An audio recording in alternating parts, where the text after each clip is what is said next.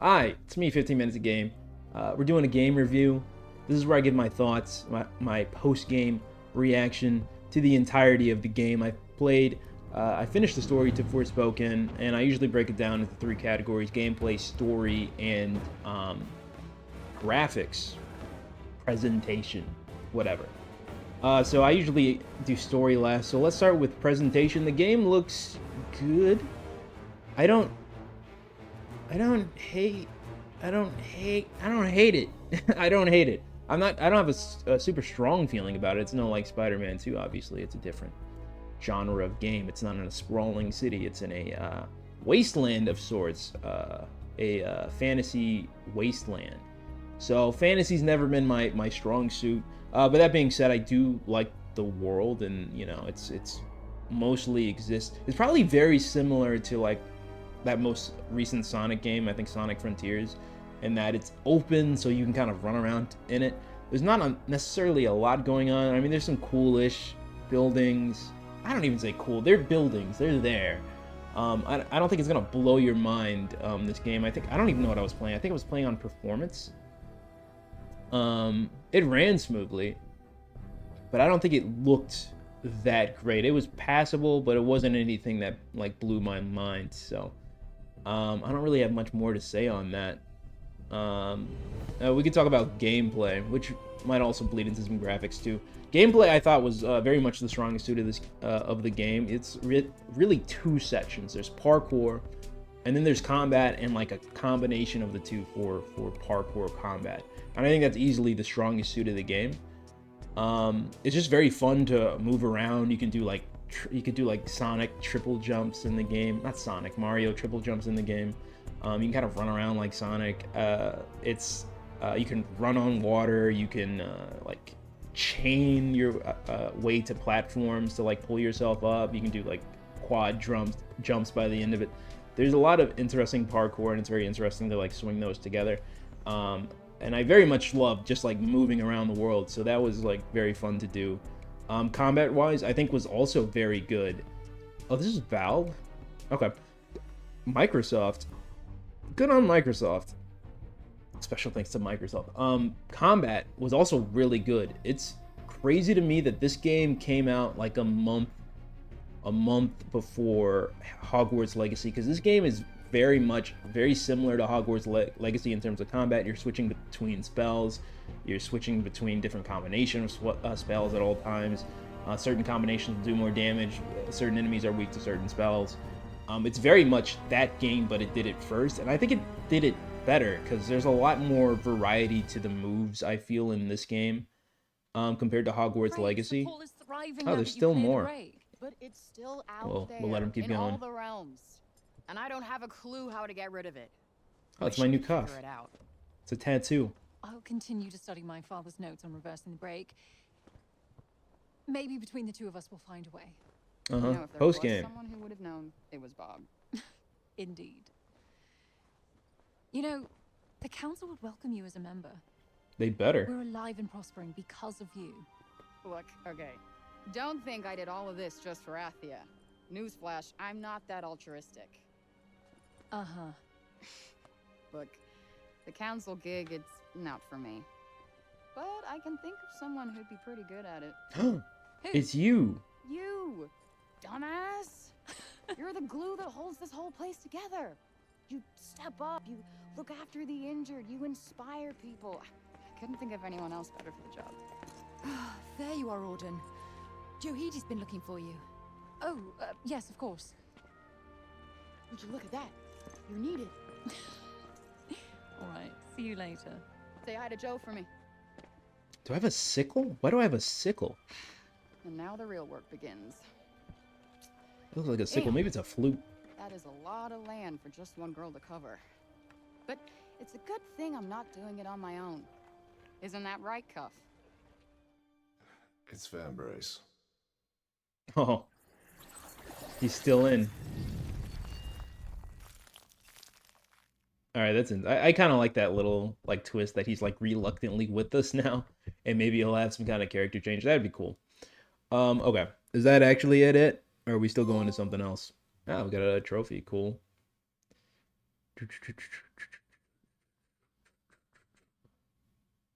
I didn't really want to get into post game.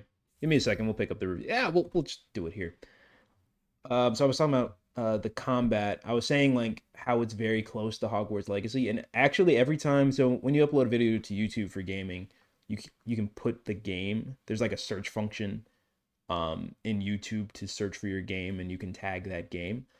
Every time I type Forspoken, Hogwarts Legacy also comes up, even though they're spelled nothing alike. So these two games are like very similar in that fashion, but it's interesting that one game is was the top selling game of the year, and this one isn't. Obviously, Harry Potter is a big IP, and Forspoken is a new one entirely, so that's obviously a big impact. But the criticisms for this game, I don't think were shared for Hogwarts Legacy, and I thought Hogwarts Legacy was a little stale with the story, and I also thought the combat was good in that game, but I think I like it better here. It seems a little more dynamic, and you're not as stiff. It feels. But I digress. I think the combat is a real strong suit in this game. I think every fight is really fun. There's like a million enemy types for you to face. The boss fights in this game are also pretty decent but very challenging. I was playing on very hard, so obviously that's a big impact. But um, this was probably one of the harder games for boss fights that I had to do.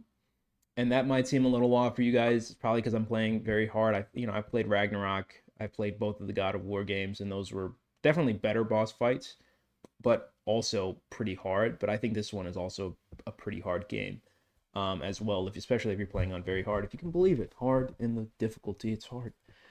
But it's a lot of fun. I mean, the combat, what you're doing most in this game is the best part of this game.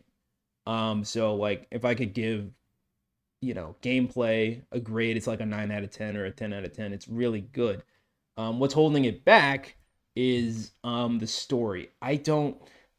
Maybe it's just me, but the fantastical elements aren't necessarily my strong suit, although I didn't mind it too much, but it seems like they've rushed a lot of things. A lot of the characters in this game, the supporting characters, that little girl whose name I forget, Bob, they seem to exist just to exposit or give you a reason to do something, but they don't build up the characters. Like the little girl, I didn't care about her. Beyond her being a fictional little girl, like, and I guess that's the big caring point, she didn't really do much for me to like care about her death. And her death is like a big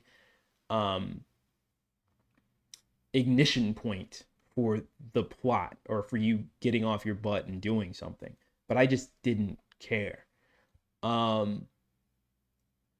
Same with Bob. I mean, I liked Bob in that he was funny, but he just seemed to be there to exposit stuff, and then he died as another motivation to keep doing what you're doing.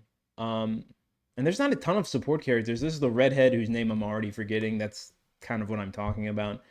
I mean, she's like strong-willed or whatever. She's good for the city or whatever, but like you're kind of just telling me, and I don't feel like I was really shown that ever in the game. I mean, she got me out of prison, but like I don't think I've ever seen her like really stepping up like the game tells me. So it's a lot of tell, don't show in this game.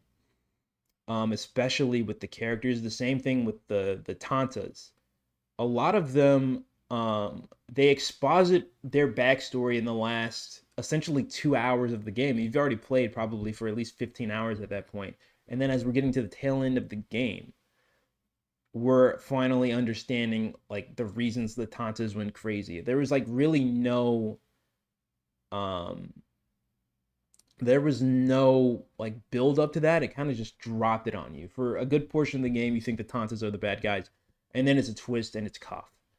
And I like the twist that Cuff is the bad guy. Like I like it. And then there are seeds throughout the game that shows like, hey, maybe he's not really on your side. He's kind of manipulative. He gaslights a lot. But for like the pseudo enemies in the game, the fake bad guys in the game, they're just not very interesting. The same thing with the mother, Cinta. Again, her whole story is dropped in the last 2 hours of the game, where I think it maybe would have been a little more interesting to kind of slowly build that up, or like to slowly trickle information throughout the game as opposed to the last 2 hours. Because at the end of the game, I'm just really trying to get done. At the end of the game, there's this long, basically an hour-long section of just backstory and retracing that just isn't very interesting to me. And it's not the best way to present that, I don't think. Frey and Cuff, they're obviously the main characters of the game. Let's start with Frey. Let's do the Frey and Cuff dynamic. A lot of people don't like the comedy between the two. I didn't really mind it. Were there some jokes that weren't great? Sure, but they're kind of saying a lot of jokes, so not all of them are going to land, and that's fine. And obviously, it's subjective. Everybody's got their own opinions on the jokes. But I think it was kind of blown out of proportion how bad the comedy was in this game, and how like people are like, "Oh, I don't like that she's firing off jokes every minute," you know.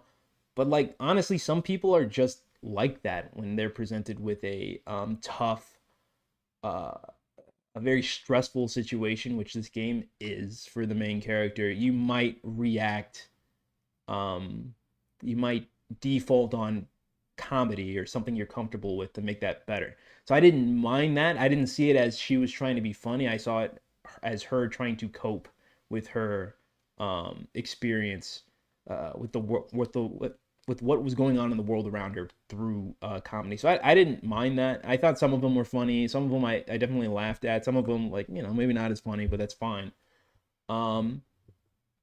Frey, in terms of being a hero, they spend too long on her being the reluctant hero.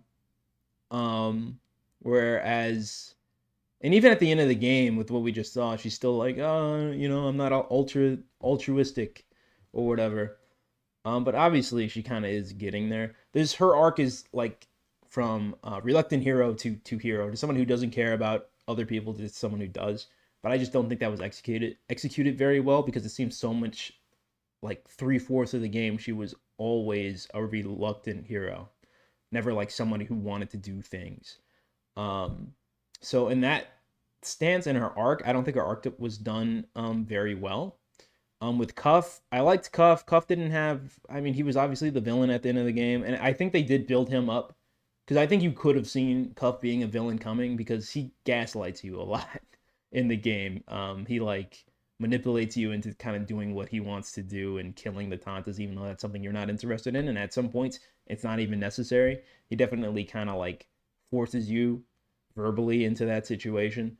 I liked Cuff, and I liked his arc. I thought it was pretty good. I just wish Frey's was a little less one note, which it was. Yeah, I don't think there's anything else I want to talk about story wise. That was kind of the big hits, but overall, like, I usually say whether or not you should buy it. You should buy it on sale. It's not as, if you're thinking it's the worst game in the world, it's by far not the worst game in the world. I've played a lot more worse games on this channel than Forspoken, and I would say Forspoken, like, I would play on my own time, just to, like, I would do some of the post-game stuff just because the combat and the traversal is so fun. I would definitely hop back in. And I'm pretty picky for the most part, so whatever that says to you, it's worth buying. It's been a year. It's probably pretty cheap at most places. If this is something you wanted to experience, or if you wanted to see if it's as bad as everyone was saying a year ago, it's not. It kind of got memed on. That's basically it. If you liked Hogwarts Legacy, you're gonna love this game, and a lot of people loved Hogwarts Legacy. So I mean, you know, narratively it may not be as strong, but it's so much better combat wise and traversal wise. I think a lot of people will really like this game. It's unlikely to get a sequel. There's like, I think the studio that made this game might have been shut down after this game, just because it was like received so poorly, which I think was a little unfair. So it's unlikely to get a sequel, but it's, you know, it's worth checking out if you wanna check it out. There are worse games to play, and this is, I think, one of the better ones I've played on the channel. So yeah, worth checking out. Yeah, that's my review. I don't do number scales because it's kind of arbitrary to me, but I'd say it's worth getting. It's worth checking out, especially a year from its release date. So give it a check out. Yeah, that's it. That's my review. Thank you guys for watching. If you want to leave a like, after subscribe, you can. You don't have to if you don't want to, but if you want to, it really helps out the channel, so please do. I hope to see you guys on another video. I hope to be streaming another game later this week in honor of somebody who recently passed away. It was a game I kind of wanted to pick up for a long time anyway, so hopefully we can have some fun with that, and I hope to see you guys on another stream or video. All right, thank you guys for watching. Bye.